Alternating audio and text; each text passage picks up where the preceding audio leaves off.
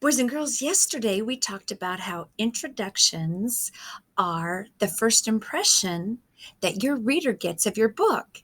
Introductions are important in your information book because they invite your reader to read your book. You want your introduction to excite and interest your reader. Yesterday, we looked at some examples of published introductions. Today, we're going to look at some introductions that a couple of my former students have written. Keep your eye out for the strategies they used to invite you in to the story. Let's take a look at the first one. This introduction was written by Joshua, and it's about tornadoes. Please listen. What swirls in the sky? What is tall and dangerous? Look out! It's a tornado. Read this book to learn how tornadoes form and how to stay safe. This is an example of a great introduction because it's short and it invites the reader to read. The last sentence says, read this book to learn how. So that's an invitation to your reader saying, come on, read my book.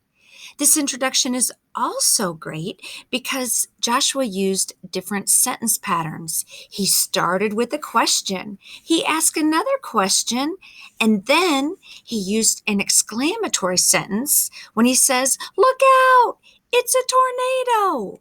So short, to the point, different sentence patterns, and an invitation. Let's take a look at another one. This introduction was written a few years ago by one of my students named Emma. Do you remember your mom baking you cookies, cakes, and muffins? Can you taste the vanilla, the chocolate, and the sprinkles? Ever wonder what made those desserts so good? This book will teach you how to make those sweet treats whenever you want. Turn the page and adventure into the delicious art of baking.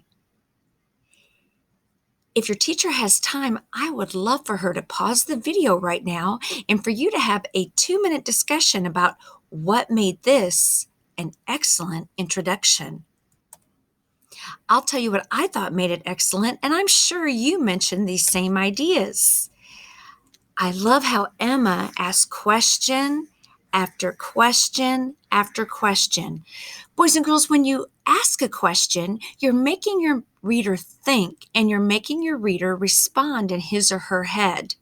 It draws your reader into your introduction. I like how Emma appealed to our senses. Remember how we talked about that the other day in our information writing? Emma helped me taste what chocolate, vanilla, and sprinkles might be like. What else made this a strong introduction?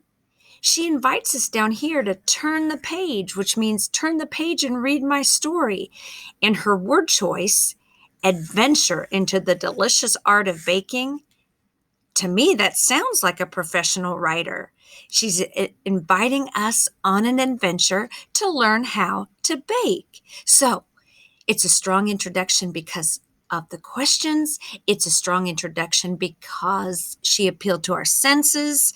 It's a strong introduction because she invited us to turn the page. It's a strong introduction because she gave us the gist or the big idea of what our book was going to be about, all about baking.